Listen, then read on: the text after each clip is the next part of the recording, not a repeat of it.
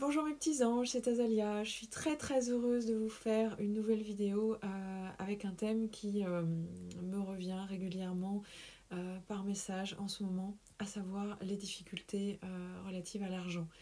Euh, Comme vous le savez, l'argent est une énergie, rien de plus, rien de moins, avec des flux ascendants, des flux descendants. Par contre, si ce flux est toujours orienté de la même façon, c'est-à-dire descendant et qui vous met dans des situations vraiment problématiques, qui vous empêchent d'avoir comment dire, vos besoins primaires de combler, là on est face à un déséquilibre. Effectivement, il est temps de s'inquiéter et de se poser des questions et d'agir, évidemment. Euh, Par rapport à ça, on a deux causes à ça, au problème d'argent, qui sont premièrement les causes matérielles, qui sont évidemment en rapport avec le métier et les ressources. Est-ce que le métier est suffisamment rentable?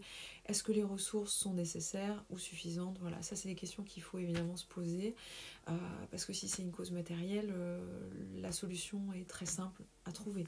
Évidemment, en se posant quelques questions, les réponses arrivent très facilement. Par contre, et là où ça m'intéresse, c'est quand les causes sont spirituelles. Euh, et ça, c'est déjà plus compliqué. C'est ce qui fait qu'on répète, vous savez, des schémas en permanence, toujours les mêmes, toujours dans le manque, toujours dans... Voilà. C'est une énergie qui est destructrice et qui vous empêche de vivre votre vie comme vous le devriez. Ces causes spirituelles, elles ont deux origines, dirons-nous. Une première qui est à l'intérieur de soi, euh, qui va prendre la forme alors soit d'une problématique énergétique, soit par exemple, et c'est beaucoup plus rare mais ça existe, de personnes qui ont pu faire dans cette vie ou dans une autre un vœu de pauvreté. Alors, ne voyez pas tout de suite le monastère, les bonnes sœurs, tout ça. Je vous dis pas que si vous avez fait un vœu de pauvreté, vous étiez forcément quelqu'un qui est entré dans les ordres. C'est pas ça du tout que je vous dis. Par contre, il est tout à fait probable que ça se fasse de façon plus ou moins inconsciente, c'est-à-dire que, admettons, vous étiez dans une famille très riche, vous avez refusé ce don, il est tout à fait probable que par culpabilité, vous ayez fait ce vœu-là, simplement pour bloquer cette énergie qui était liée à une énergie familiale. Donc là, encore une fois, c'est un thème qui est vraiment très précis et qu'un thérapeute pourra vous aider à briser, parce que ça se brise, ou voilà, vous pouvez toujours aussi essayer seul, mais ça on verra ça à la fin. Donc ça c'était pour ce qui est à l'intérieur de nous. Maintenant, ce qui est important, c'est aussi de regarder ce qui est à l'extérieur. Qu'est-ce que les autres peuvent nous, comment dire, influer là-dessus, nous modifier, vous voyez, pour nous apporter ce déséquilibre. Et bien évidemment, on a tout ce qui va être travaux occultes, c'est-à-dire que il y a des gens qui, mal intentionnés ou ignorants, ou par jalousie, vous savez, par des émotions comme ça qui sont pas forcément des émotions négatives, qui vont porter sur vous cette énergie de manque, qui vont mettre ça sur vous, voilà, et c'est pas quelque chose de génial, hein, voilà. Mais c'est comme ça. Donc c'est pour ces choses-là, de la même façon, il est vraiment important de déjà commencer par essayer de se libérer seul et ensuite d'aller voir quelqu'un, parce que ça peut être, selon les personnes et les cas, quelque chose de très costaud. Il y a des choses sur lesquelles vous pouvez tout à fait travailler vous-même. C'est premièrement votre énergie. Euh, Comme je vous l'ai dit, la vibration, c'est quelque chose de très important.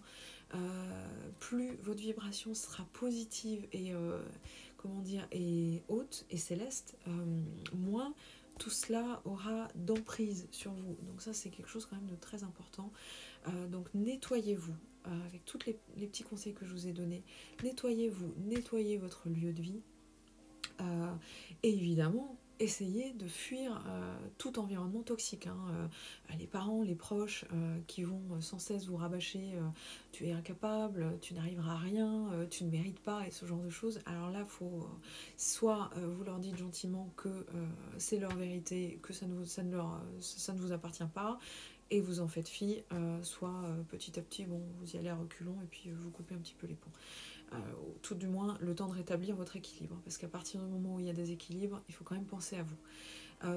Y a une chose aussi qui peut être très forte là-dedans, c'est la notion de loi universelle qu'on a souvent, qu'on appelle aussi communément le karma, beaucoup d'entre vous connaissent. Mais la bonne nouvelle là-dedans, c'est que le karma, mes petits anges, eh ben, il peut se rééquilibrer positivement dans cette vie. Comment évidemment en travaillant sur soi. C'est-à-dire que y a des émotions à éloigner de votre vie, vraiment.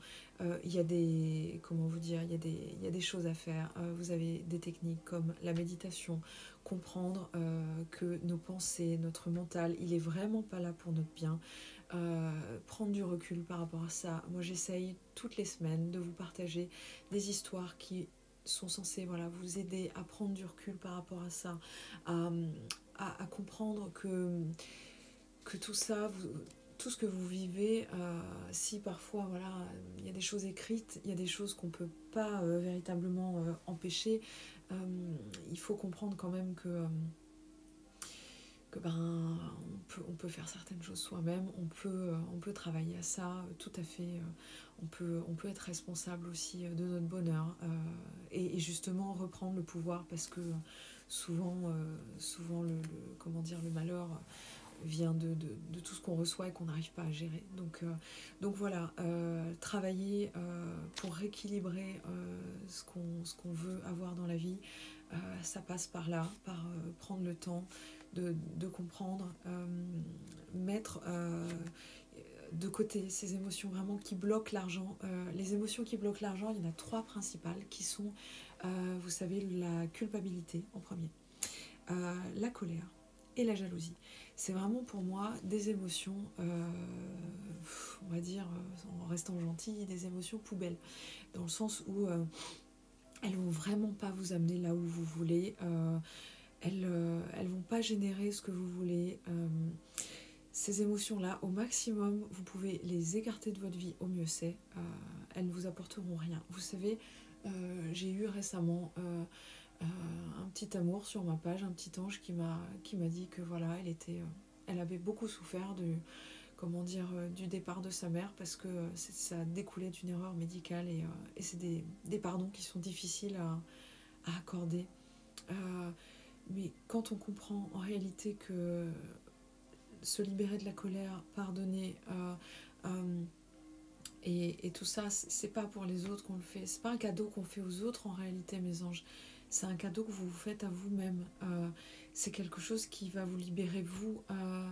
La colère, elle vous punit 2 fois, c'est-à-dire qu'en fait, si vous, à la base, vous vous punissez pour quelque chose que quelqu'un d'autre a fait, bah là, pour le coup, vous vous punissez encore et encore et encore et sans arrêt. Et je trouve que c'est quelque chose de terrible. Donc, libérer la colère, libérer, voyez, la culpabilité, parce que la culpabilité, c'est la même chose, c'est très important. Ça, c'est des choses que vous pouvez travailler tout seul. Il y a beaucoup d'outils aujourd'hui pour vous aider à le faire. Vous n'êtes pas obligé forcément de voir quelqu'un. Évidemment, c'est mieux. Évidemment, on a du mal à faire le tri tout seul de ce qui se passe en nous. Donc, mais vous pouvez déjà commencer à faire des petites choses, méditer, noter sur un petit cahier tout ce qui vous fait mal, déchirer les pages et remercier d'un autre côté, vous voyez, sur les autres pages, pour tout ce que vous avez de bien dans votre vie. Donc ça, c'est des choses que vraiment vous pouvez faire, vous pouvez mettre en place sans problème, et qui vont vraiment vous aider à retrouver une meilleure énergie possible. Vous savez, il y a 3 émotions qui vont vous aider, parce que en fait, l'abondance, comment ça marche? C'est un flux. L'argent, l'abondance, c'est un flux naturel, absolument naturel. Il y a rien de plus naturel que ça. C'est-à-dire que dans la nature, quand vous regardez un animal qui naît ou un enfant qui naît ou une fleur ou un arbre, en réalité, tout se met en place dans l'univers autour pour qu'il ait suffisamment à manger, suffisamment à boire, suffisamment de soleil. Il n'y a pas de mort-né, vous voyez ce que je veux dire? Ou alors, quand on parle de mort-né, c'est encore autre chose, c'est un concept très humain qui fait que voilà, on a une douleur à vivre et une âme qui finalement ne s'incarnera pas. Mais globalement, l'abondance est un flux naturel. L'abondance, c'est quand l'univers répond à nos besoins pour le bien de tous, évidemment, pour nous faire avancer du mieux qu'on puisse. Donc, il y a 3 émotions très importantes pour ça. On va avoir la joie, ressentir la joie. La joie, c'est un sentiment qu'on oublie quand on grandit. Mais c'est un sentiment très très important. La joie, c'est se réjouir pour quelqu'un de son bonheur. C'est voir un enfant, voir un animal, voir sur internet, vous savez, vous avez beaucoup de petites images qui créent de la joie en vous. Donc tout ça, ça se travaille très facilement au quotidien. On a aussi l'amour, évidemment le grand, le noble, le bel amour, qui est une émotion absolument sublime. L'amour, c'est ce qui nous amène à la compassion, c'est ce qui nous amène à la compréhension, au pardon. Donc l'amour, c'est très important. Plus vous mettrez d'amour dans votre vie, plus vous recevrez d'abondance, d'amour, de tout ce qui fait du bien. L'amour, c'est vraiment une clé à tout ça. Et le royal, la voie royale pour l'abondance, c'est évidemment la gratitude. La gratitude, c'est remercier pour ce qu'on n'a pas encore.